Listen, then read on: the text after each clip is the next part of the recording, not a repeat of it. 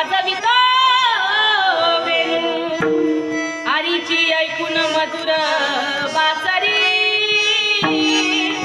राधा होशील ग बावरी राधा राधा करी बासरी कृष्ण ये नादारी बावरी राधा राधा करी बासरी कृष्ण ये नादारी बावरी